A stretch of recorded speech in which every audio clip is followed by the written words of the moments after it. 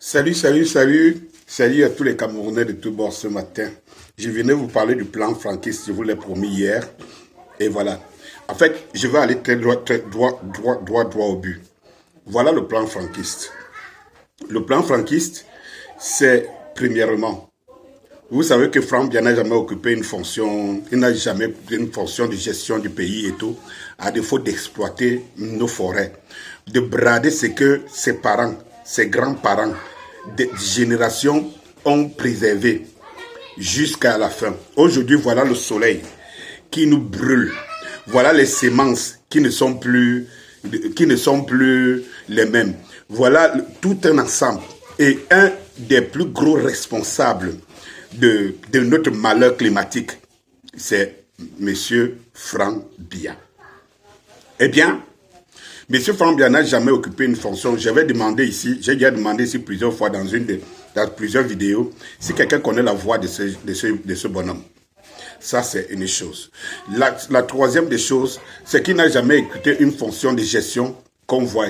Comment peut-on confier à quelqu'un comme ça un pays? Sans oublier que nous ne sommes pas dans une monarchie que je dénonce déjà, d'ailleurs, depuis 15 ans aujourd'hui.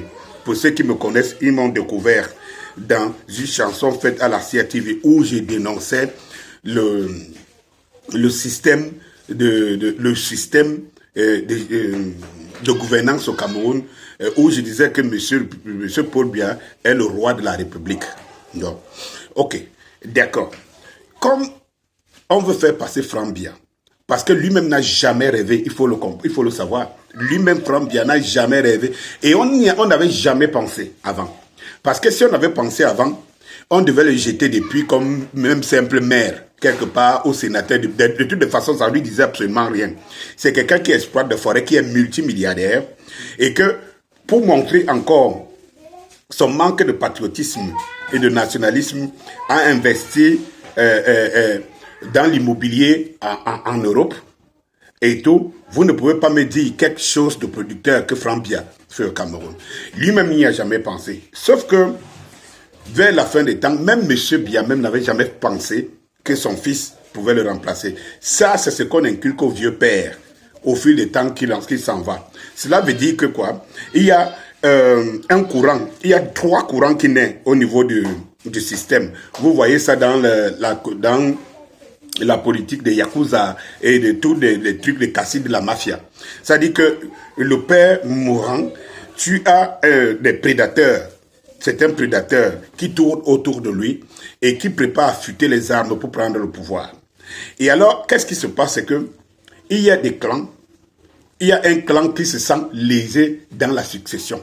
Lésé pourquoi? Parce que ils se sont assis, ils se sont fait riches, ils ont détruit le pays derrière M. Biya.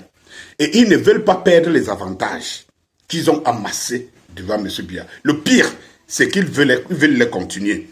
Alors, quoi de plus normal, si vous vous battez et que vous n'entendez pas, que vous décidez de dire au père que bêta qu'on place dans ton fils. Voilà comment est née l'idée du franquisme. On se dit, avec le fils, tout le monde sera d'accord. Tous les différents clans ne pourront pas, les Ngongo, les machins, les Ousmane, mais tous les différents clans ne pourront pas aller contre la volonté du père de placer son fils.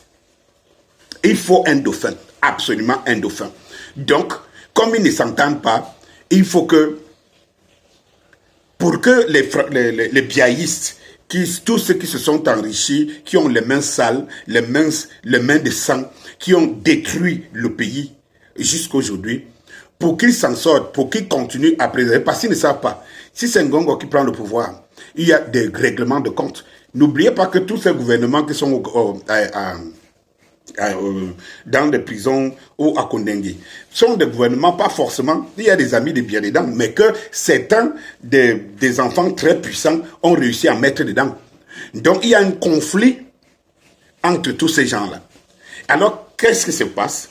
C'est que les plus malins choisissent donc de propulser le fils et de conseiller le fils au père. Et maintenant, et de s'appuyer derrière la France. Parce que c'est ce que la France sait faire, c'est le mieux faire. Parce que la France est maîtresse dans l'art d'installer les fils d'eux et dans son précaré entre guillemets. Alors, et les Français ne voient pas ça d'un mauvais œil, d'ailleurs. Ils ne voyaient pas ça. Sauf que, ils sont conscients que les Camerounais qui dorment, qui sont zombifiés, entre guillemets, comme on dit toujours, et qui sont amorphes et tout ce que vous connaissez, sont des gens qui sont capables de faire des choses.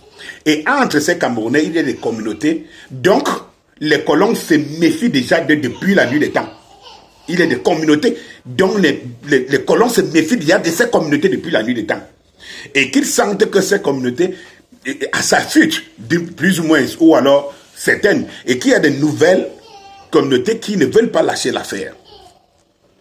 Alors, le fait qu'on propose Franc et Biya, je n'ai pas à vous rappeler ici que Christophe Guilou, l'ambassadeur qui est en train de partir, avait eu son deuxième bureau à étudier. Donc, le travail de fond et de fourmi est fait depuis. Entre-temps, il faut donc plébisciter le maillon neutre comme Franc Biya. On ne l'a pas préparé avant, parce que si on l'avait préparé avant, on pouvait même lui donner un poste de sénateur. Il pouvait être nommé sénateur depuis. Si on l'avait préparé avant, il pouvait être même, je ne sais pas, secrétaire général de quelque chose. Même les postes de chargé de mission qu'on entend qui sont officieux, parce qu'on n'a jamais présenté publiquement un poste à Franc Biya. Alors, si ce n'est pas par un poste de nomination que vous passez pour arriver au pouvoir, vous devez passer par voie élective. Il faut commencer par quelque part. Mais ce garçon n'a commencé nulle part. Il était en train de faire son exploitation de forêt tranquille et tout, faire jouir de tout ce que vous connaissez. Il ne se voyait même pas dans l'affaire. Voilà un garçon qu'on est en train de pousser dans une affaire, donc il n'est même pas prêt. Et nous voyons que c'est Biya le père. Nous l'avons, et ça a été assez démontré à suffisance, que s'il s'est enfermé dans une certaine lâcheté au point de laisser des gens faire même ce qui n'était pas sa volonté. Ce qui n'était pas sa volonté. Et qu'il a été incapable, impuissant de prendre des décisions. Ce qu'Aïd disait depuis la nuit des temps. Il faut savoir que Franc Biya est plus pire encore. Il est encore moins décideur que le fils, que le père. Donc, on veut placer une marionnette au pouvoir, dont on va téléguider de part et d'autre. C'est ça le truc. Alors, qu'est-ce qui se passe? Ils ont donc prévu plusieurs scénarios. Le premier, n'oubliez pas que quand vous voyez Ngongo faire les sorties présidentielles à une époque là, quand le fils de Ngongo se fait recevoir dans une posture présidentielle, on jette Franc Biya. Parce que de toutes les façons, le clan de Ngongo est tellement si puissant qu'il est capable de nuire à certains biaïstes. Certains biaïstes, en fait, ceux qui veulent aussi le pouvoir, mais n'ont pas la position des gens comme Ngongo. Alors, qu'est-ce qu'ils font? Ils savent que Ngongo ne peut pas s'attaquer au fils du père, qui est leur père à tous. Donc, bêta que le fils prenne. Voilà. Bêta que le fils prenne. Il va nous couvrir tous. Un d'entre nous prenne et il va détruire les autres. Parce que voilà le plan du franquisme. C'est-à-dire que vous avez tous ces pions qui sont positionnés peut-être en trois équipes et qui savent qu'ils vont se battre à mort. Et que s'il y a un qui prend, il sera obligé de détruire les autres. Et si celui qui prend, ce n'est pas ses adeptes qui sont en prison et tout, ceux-là sont voués à rester en prison pour l'éternité. Alors qu'est-ce qui se passe? Il faut choisir le fils du père. La personne ne peut l'attaquer. Parce que le père, même étant vieux et tout, mais il est encore vivant. Donc personne ne peut attaquer le fils du père. Et alors on commence une manigance et on met dans la tête, on inculque dans la tête du père que non, tu dois mettre l'onction sur le fils avant que tu ne partes. On met ça dans la tête du père. Et alors, une fois qu'on a fini de mettre ça dans la tête du père, le père commence à céder parce qu'on actionne de tous les côtés et on commence à le positionner. On l'envoie à l'Élysée, il est reçu alors qu'aucun opposant et tout ça, je l'ai déjà dit dans d'autres vidéos, ne sont jamais reçus. Et tout ce qu'on réserve à Camto, je l'avais prédit. Je l'avais prédit ici. Est-ce que vous n'êtes pas tous conscients que j'avais dit ici au prof? Malheur à toi, fais gaffe avec l'arrivée de Macron. Ne te fais pas recevoir n'importe comment parce que on t'a déjà assez humilié et ce serait la fête, la fin. Malheureusement, je n'ai pas été suivi. J'ai plutôt compris qu'il a été reçu par les députés. C'est-à-dire que, en fait, tu vas en France, un député ne te reçoit pas, ou bien un ministre quelconque et tout. Je ne peux pas dire un premier ministre, pire encore, l'Élysée. Mais il vient au Cameroun et te fait recevoir. Pendant que Macron, lui, il est chez Yannick Noah. Chez Yannick Noah, où il va faire sa conférence avec des jeunes. Ce sont les députés qui te reçoivent. Premier opposant du pays. Le leader du peuple. En tout cas, à vous de trancher. Hein? À vous de trancher. Moi, j'ai ma route, quoi. J'ai ma route. Et tout. Voilà. Donc, je fais tout ce que je peux pour que les uns et les autres, parce que mon objectif à moi, c'est que le pays ici sorte. C'est-à-dire que les Camerounais retrouvent leur souveraineté, l'autodétermination. Parce que je suis sûr d'une chose, c'est que si nous avons une équipe dirigeante qui pense au Cameroun comme Kagame pense au Rwanda, nous avons 5 ans au trop. 5 ans ou 8 ans, c'est-à-dire qu'un premier mandat, comme nous sommes encore dans un mandat de 7 ans, un premier mandat fait du Cameroun le Singapour ou le Dubaï d'Afrique. Ça, tous les éléments sont réunis pour ça. De par la multitude de richesses et la richesse intellectuelle que regorge la nation camerounaise à travers ses fils de par le monde, ce n'est pas approuvé, ce n'est plus approuvé. Alors, mon leitmotiv, c'est les couloirs. Et j'ai trouvé les couloirs par lesquels nous allons renverser, ou nous pouvons renverser ce régime démocratiquement. Vous n'y croyez pas? S'il vous plaît, faites-moi un minimum de confiance. Faites-moi un minimum de confiance. Ce régime, nous pouvons le mettre destitué par ses propres voies démocratiques.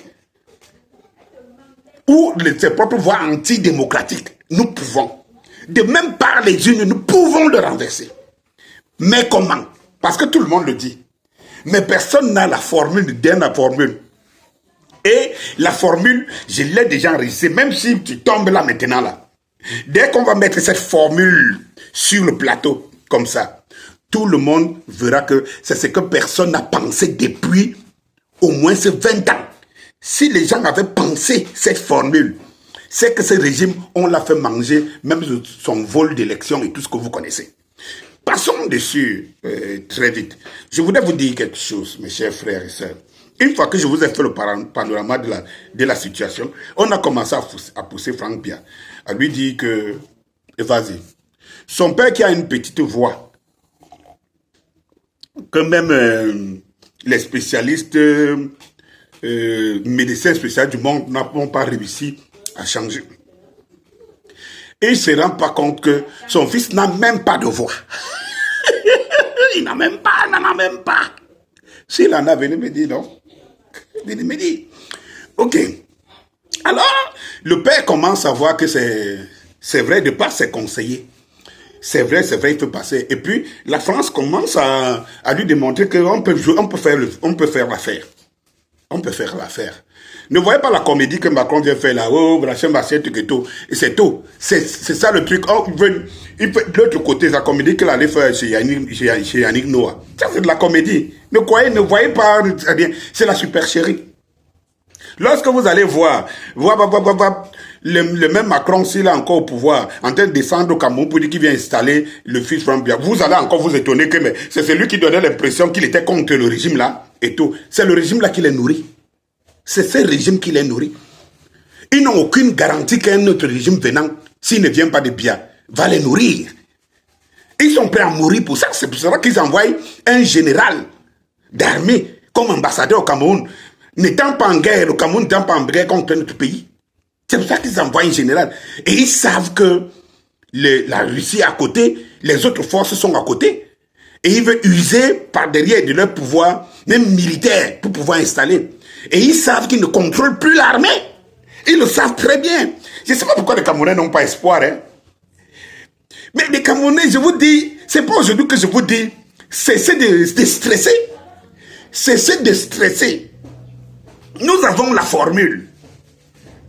Je ne vous dis pas que croyez, je ne vous dis pas que, je dis cessez de stresser. Parce que ça va arriver. Nous allons bouter démocratiquement ce régime. Qui depuis des années ici, je vous dis, ça ne sert à rien d'envoyer les Camerounais dans la rue, qui sont en prison, qu'on tue et tout cela. Ce n'est pas la formule. Et quand je le disais ici depuis la nuit des temps, on me disait aussi décourager les gens pour aller en route. J'ai vu, du haut de mes 50 ans, j'ai vu des générations et des générations de Camerounais se mettre dans la rue. J'ai vu des générations et des générations de Camerounais mettre leurs études en branle. On les coupe l'université et tout ça là. D'autres ont survécu, d'autres ont pu continuer les études en s'expatriant. On a tenté par voie d'action violente et tout, j'ai vu. Alors, je ne suis ni un va-t-en-guerre et j'avais toujours dit ici que je ne donne pas ma vie aux chiens. Voilà. Et pourquoi récemment parlait de moi? Oh, il était aussi là. Hein. Oh, il parlait. Il était aussi. Nous, les Camerounais, nous avons une formule simple. Ça veut dire que tu seras assis chez toi. Toi, chaque Camerounais, qui fait changer les choses. C'est de ça qu'il s'agit. Et que les Camerounais cessent de croire que diriger ce pays, ça veut dire être sénateur, être maire, être député, être délégué, machin truc, appartiennent à une catégorie de personnes et que tous les jours, il faut aller chercher cette catégorie. Non, nous sommes une génération que moi aussi j'appelle les nouveaux noirs. Nous sommes une génération qui avions vu l'avant, qui subissons le pendant et qui savons l'après. Et nous devons tirer la génération de pendant qui ne connaît pas l'avant et qui ne peut pas avoir une bonne approche de l'après. C'est pour cela que nous, cette génération, je dis toujours 45, 50 jusqu'à 60, devons cheminer avec la génération de 25 jusqu'à 45, devons cheminer ensemble, grand frère, petit frère. Mais que nous ayons une même bouche, parce que ce qui tue nous, les Camerounais, c'est que nous n'avons pas une même bouche. Que les combattants, que tous ceux qui veulent que le Cameroun change, évite d'avoir une politique de déstabilisation des autres qui sont dans le même camp. Je l'ai dit ici depuis la nuit des temps, mais on ne m'a pas suivi. Parce que vous ne pouvez pas aller en guerre. Au lieu que vous vous concentrez sur l'ennemi, vous commencez à vous guetter entre vous. Vous vous fragilisez, l'ennemi est assis. Il vous voit comment vous vous détruisez, vous vous réduisez en cendres avant même d'arriver devant sa porte. Ce n'est pas le choix. Lorsque nous allons renverser démocratiquement même ce régime, oui, en ce moment, on va se regarder. On va se regarder. Et tout. On a un ennemi tellement puissant. Tellement puissant. Et nous ne savons pas que c'est nous tous réunis qui faisons la puissance contre cet ennemi. Mais personne, et j'ai toujours dit ici, ni un parti politique, ni personne ne peut détruire ce régime. Dani Scopio, j'ai la formule. Croyez-moi. Soyez attentifs. Partagez mes chers frères, mes vidéos. Ne le faites pas comme si... Parce que regardez très bien ici. Regardez comme je suis là, ici. Je suis au pays. Je vis ce qui se passe. Et regardez très bien. Tout le monde dit qu'il est combattant. Que ce soit à l'étranger et tout. Mais demandez combien de combattants, combien d'activistes partagent les vidéos de Dani Scopio. Je vais vous poser une question. On veut que le régime change. Ce que je dis est faux. Vous me voyez comme quelqu'un qui est fou pour prendre le risque de défier ce régime pour monsieur tout le monde. Mais si vous pensez que ce que je fais est bien, la sensibilisation qui va pousser la mobilisation est bien, et que vous pensez que nous sommes sur la même route, pourquoi les activistes, les influenceurs, les blogueurs ne partagent pas mes vidéos? Pourquoi? Vous devez donc comprendre que nous sommes dans une situation où les uns et les autres, c'est leur mamelle nourricière. Voilà. Ils ne sont pas là pour... Beaucoup ne sont pas pour la révolution. Moi, Dani Scopio, j'en ai appelé beaucoup. Ils le savent. Si quelqu'un me met à défi un jour, ou bien si un il va te dire que moi, Denis Scorpio, j'ai appelé. J'ai toujours cherché à ce que nous formons un bloc pour que nous soyons autour d'une science, c'est-à-dire que d'un parlement. Mais tu vas voir qu'il y a des gens qui vous parlent, qui vous pondent des discours ici. Mais quand tu les appelles en aparté pour qu'on monte une structure où on met l'union fait la force, ils ne te répondent pas. Ou alors même quand vous parlez et tout, vous parlez bien là, tu vas voir qu'ils n'agissent pas. Ils ne partagent même pas ton travail. Bon, j'ai fini de le dire. Je vais conclure. Alors mes chers frères et sœurs, je vais vous dire que voilà le plan franquiste. C'est que comme il n'a jamais dirigé quoi que ce soit, donc il n'est pas partant pour être même légitime. Sauf s'il passe par une élection. Il n'est pas par le parti. Voilà les deux pistes qu'ils ont mis en avant. La première piste, c'est que on va nommer Franck Biya sénateur dans les mois qui suivent et tout, parce que forcément, il y a même déjà les croulants comme sénateur et tout ça. D'ici un an, vous allez voir, il y a au moins 5 qui vont disparaître, morts, tout ça. Et tout, on va donc remplacer Franck Biya, on va le nommer sénateur. Et à l'intérieur du quorum et tout, parce que vous n'êtes pas sûr que d'ici 2 ans, celui qui marche comme ça là, on dit qu'il peut remplacer, il peut être vice-président. Vous n'êtes même pas sûr qu'il serait encore vivant. Alors on va propulser Franck Biya, président du Sénat. Et vous savez que, comme président du Sénat, parce que quoi? Parce que il n'a jamais été nommé dans un poste de responsabilité, il n'a jamais géré quoi que ce soit. De deux, il n'a jamais concouru à une élection quelconque. Donc, la piste la plus facile, la piste qu'ils ont mis en première position, il passe par là, il est président du Sénat, et comme président du Sénat avait dit tout simplement numéro 2 du pays, qui remplace constitutionnellement le père. Il arrive donc, une fois qu'on l'a propulsé président du Sénat, après un jeu de passe-passe, là, on va vous dire que Biya est fatigué, il a déposé, il dit qu'il est fatigué, il rentre au village. Ok, d'accord. Si Biya dépose, c'est le président de la Cour constitutionnelle, qui est déjà le fils Franck Biya, qui monte directement au pouvoir. Le reste, là, on s'en tape, parce que on sait comment les élections se passent. Ils vont nous trouver dans ces élections. Laissez tomber. La deuxième piste qu'ils ont mis sur la table, le deuxième plateau, je vous ai tracé la première piste.